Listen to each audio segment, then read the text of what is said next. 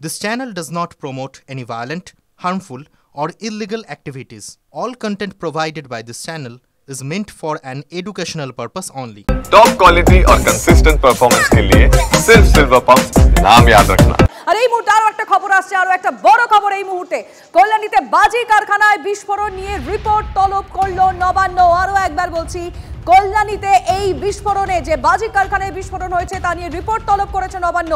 কি করে বিস্ফোরণ ঘটলো, কতজন মারা গিয়েছেন, কেউ কি আহত হয়েছেন, আর কি কি জানতে চাওয়া হয়েছে পুলিশের কাছে, আমাদের রিপোর্টার দীক্ষা ভুঁইয়া জানাবেন। দীক্ষা, কি রয়েছে? দেখো, যখনই কোনো রাজ্যের বিভিন্ন প্রান্তে যদি কোনো রকম বড় ধরনের ঘটনা ঘটে থাকে, সেক্ষেত্রে নবান্নের তরফ থেকে, বিশেষ করে আইন শৃঙ্খলা, যেটা নবান্নের আইন শৃঙ্খলা দপ্তর থেকে, সেখান থেকে এবং যেটা স্বরাষ্ট্র দপ্তর থেকে একটা রিপোর্ট পাঠানো হয়ে থাকে পুলিশ প্রশাসনের কাছে, যে এই ঘটনা কি করে ঘটলো এবং সেখানে কতজন হতাহত হয়েছেন সেই একটা রিপোর্ট চেয়ে পাঠানো হয়ে থাকে। আজকে সেই রিপোর্টই চেয়ে পাঠানো হয়েছে এবং তার পাশাপাশি কিছু বিস্ফোরণ ঘটলো। আমরা যদি মনে রাখি যে এগরায় যখন বিস্ফোরণ ঘটেছিল এবং পরবর্তী ক্ষেত্রে যখন কলকাতার আশপাশেও যেমন আমরা দেখেছিলাম যে শহরতলি এলাকায় দুটি জায়গায় এরকম বাজি বিস্ফোরণ ঘটনা ঘটেছিল, তখন বলা হয়েছিল যে এইরকম বাজি কারখানাগুলো নিষিদ্ধ, বাজি কারখানা। কিন্তু কি করে এই নিষিদ্ধ বাজি কারখানাগুলো এখনো রয়েছে এবং যেখানে বলা হচ্ছে গ্রিন বাজির ওপরে জোর দেওয়া হচ্ছে প্রশাসনের তরফ থেকে, বিশেষ করে নবান্নের তরফ থেকে, রাজ্য সরকারের তরফ থেকে, সেই জায়গায় দাঁড়িয়ে আজকে যখন বিস্ফোরণ ঘটলো তখন রিপোর্ট চাওয়া হয়েছে যে কি করে ঘটলো, কতদিন ধরে এই বাজি কারখানা চলছিল, কেন এখনো পর্যন্ত পুলিশ সেটা জানতে পারেনি। সব মিলিয়ে একটা রিপোর্ট চাওয়া হয়েছে রাজ্য পুলিশ। নজর থাকবে দীক্ষা, আমরাও দেখতে চাই, আমরাও জানতে চাই, সাধারণ মানুষকে জানাতে চাই যে এই রিপোর্টে কি কি বলা হয়, মানে পুলিশ উত্তরে কি কি বলে, এটা আমাদের নজরে থাকবে। ধন্যবাদ তোমায়। কিন্তু আমরা সেই মুহূর্তে ছবিটা আরেকবার আপনাকে দেখাতে চাইবো, যেই মুহূর্তে বিজেপি বিধায়ক অম্বিকা রায় ঘটনাস্থলে পৌঁছন, ঠিক যেখানে বিস্ফোরণ ঘটেছিল সেইখানে পৌঁছানোর পর তাকে দেখে গো ব্যাক স্লোগান দেওয়া হয়। একবার দেখো সেই মুহূর্তে ছবি।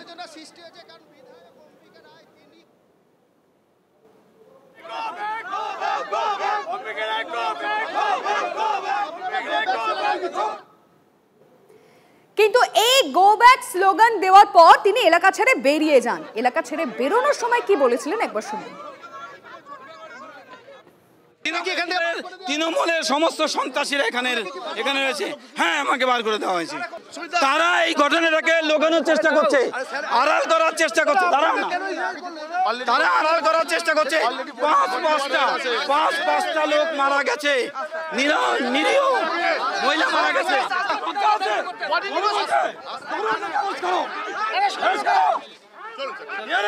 পাঁচটা লাইভ চলে গেছে এই তৃণমূলের সন্ত্রাসীদের, ওখানেই রয়েছে।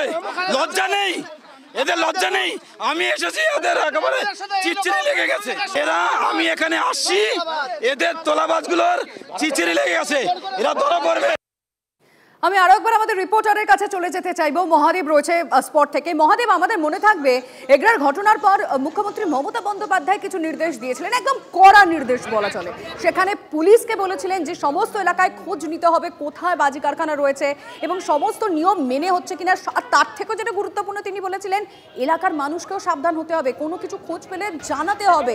আর এলাকার মানুষকে সব যেন চুপ ছিলেন। দেখো, এলাকার মানুষ সব যেন চুপ থাকতে বাধ্য হয়েছিলেন, তার কারণ সে নমুনা তুমি চোখের সামনে দেখতে পেলে। বিধায়কের ঘটনা, তিনি যে চলে গেলেন সেটা বেরিয়ে গেলেন তা নয়, বাধ্য হলেন এক প্রকার বলা যায়, তাকে বাধ্য হয়েছে যেতে। আমি একবার দেখাই, দেখো জায়গাটা দেখা করে নাকে পোড়া গন্ধ বেরোচ্ছে, অথচ নাকে পোড়া গন্ধ থাকাকালীন কিন্তু যেটা দেখা যাচ্ছে যে সেখানে কিন্তু রীতিমতো রাজনীতি ছোঁয়া লেগে গেল। কারণ বিধায়ককে বার করে দেওয়া হলো, গো ব্যাক স্লোগান দেওয়া হলো, এইভাবে একের পর এক হুমকি। যখন দেখো আমরা দেখছি যে আমরা যখন নিহতর পরিবারের সাথে, মায়ের সাথে কথা বলতে যাচ্ছি, সমবেদনা জানাতে যাচ্ছি, তখনই দেখা যাচ্ছে আমাদেরকে রীতিমতো হুমকি, ক্যামেরা সরিয়ে দেওয়ার চেষ্টা করলেন এবং আমাদের রীতিমতো হুমকি দিলেন। তাহলে আমরা যদি সংবাদ মাধ্যম পুলিশের সামনে হুমকি পাই, তাহলে সেই সাধারণ মানুষ কোথায় জানাবেন অভিযোগ? এবং অভিযোগ জানানোর তো পরের কথা। দেখো, পুলিশ রয়েছে, বিশাল পুলিশ বাড়ি রয়েছে, কীভাবে হুমকি দেখাচ্ছে। আমি একটা চিত্রটা দেখাই, দেখো আরেকবার, দেখো ওই দেখো বার করে নিয়ে যাচ্ছে, ওই দেখুন পুলিশের পক্ষ থেকে যথারীতি একের পর এক কিন্তু এইভাবে আসছে মানুষজন, তৃণমূলের লোকজন তারা আসছেন, কি বের করে নিয়ে যাওয়া হচ্ছে, আমাদেরকে হুমকি দেওয়া হচ্ছে, সংবাদ মাধ্যমকে হুমকি দেওয়া হচ্ছে। একদম বার করে নিয়ে যাওয়া হচ্ছে না, তিনি এসে হুমকি দিচ্ছিলেন, তাই পুলিশের পক্ষ থেকে বলা হচ্ছে যে তাকে সরে যাওয়ার কথা বলা হলো। রীতিমতো আমাদের সংবাদ মাধ্যমকে হুমকি দেওয়া হচ্ছে। কেন আমরা এই খবর দেখাচ্ছি? আসলে এই ঘটনা, এই যে কারবার চলতো, সেই কারবার চলার পেছনে তো মদত রয়েছে একটা শ্রেণীর, ছায়া রয়েছে একটা শ্রেণীর, হাত রয়েছে একটা শ্রেণীর। না হলে কিভাবে এই কারখানা চলা সম্ভব? তুমি দেখো তো, যেখানে যে সকল বিধিনিষেধগুলি আরোপ করা হয়, মূলত বাজির কারখানা হতে গেলে সেখানে মূলত সবার আগে দরকার দমকল। কিভাবে এলাকায় ঢুকবে, সেই দমকলের রাস্তা নেই, যেখানে দিয়ে রাস্তা। বুঝতে পারছি মহাদেব, অস্বস্তিতে হবেই পুলিশের। তারা তো সংবাদ মাধ্যমকে এখন বাধা দেবেই। 10-12 বছর ধরে যখন এই কারখানা চলছিল, পুলিশ তখন কি করছিল? তখন বাধা দিতে পারেনি, তখন এই কারখানা যাতে না চলে তার জন্য তারা রুখতে পারেনি। এখন সংবাদ মাধ্যম ছবি তুলছে বলে সংবাদ মাধ্যমকে বাধা দেওয়া হচ্ছে। আমাদের আরেক রিপোর্টার তন্নিষ্ঠা আমাদের সঙ্গে রয়েছে। তন্নিষ্ঠা, এমন একটা এলাকার ছবি তুমি দেখালে যেখানে একদম পাশে পাশে পর পর বাড়ি রয়েছে। এই বিস্ফোরণের জেরে তো আরো কোনো বড় দুর্ঘটনা ঘটতে পারতো। একদমই লিমা, যেখানে আমি দাঁড়িয়ে রয়েছি সেটাই হচ্ছে রাস্তা যেখান থেকে আমি ঢুকে এলাম, আর একদম ব্যাকগ্রাউন্ডেই রয়েছে, একদম পেছনেই রয়েছে সেই ঘটনাস্থল। এবার প্রশ্ন হচ্ছে বারবার করে যে কারোর এই দুর্ঘটনা আরও ভয়াবহ হতে পারতো কিনা। আশেপাশের যে বাড়িগুলো রয়েছে সেখানে যখন আমরা জিজ্ঞেস করি, যখন আমরা কথা বলার চেষ্টা করি, আমি একটু এই দিকটাতেও নিয়ে যাই তোমাকে। দেখো, এইখানটাতেও আমি যেখানটা বলছিলাম যে এই দিকটাতেও বেশ কিছু, এখানটাতে একদম গবাদি পশু রয়েছে, ঠিক এই জায়গাটাতে। আমার এই দিকটাতেও রয়েছে, এখানে বাড়িঘরেরই বিভিন্ন বাড়িঘর রয়েছে আশেপাশে।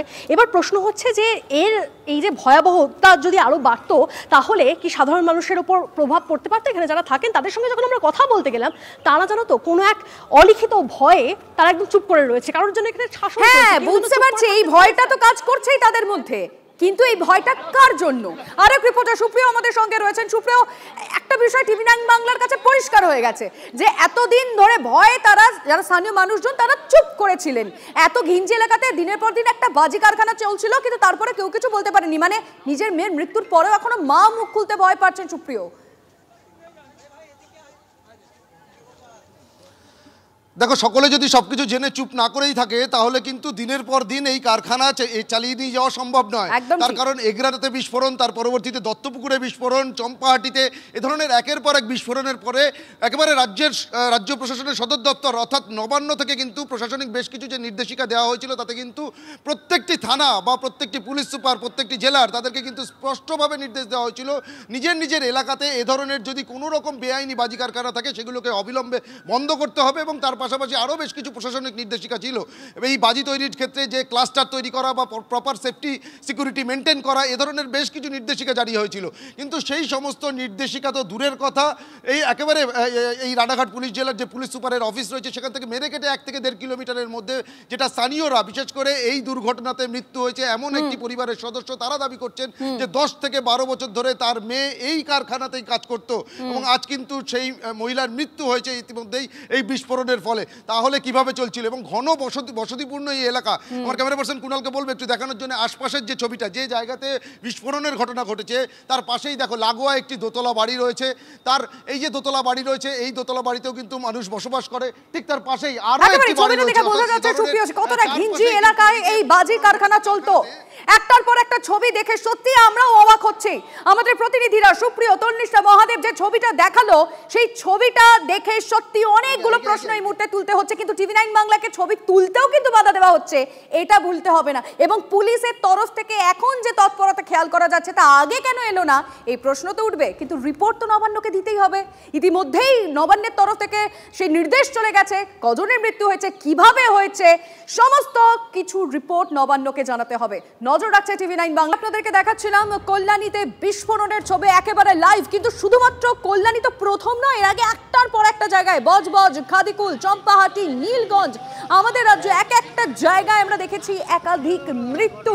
এই কারণ একটাই, বেআইনি বাজি কারখানায়। এবং একটার পর একটা ঘটনায় বিস্ফোরণে মৃতের সংখ্যাটাও আমরা আপনাদের দেখাচ্ছি। কিন্তু কবে বন্ধ হবে এই ছবিটা? আবারও আজকে দেখলাম আমরা কল্যাণীতে, যেখানে এখনো পর্যন্ত 4 জনের মৃত্যুর খবর সামনে আসছে। আরো একবার দেখাচ্ছি রাজ্যের সেই ছবিগুলো আরো একবার আপনাদের সামনে।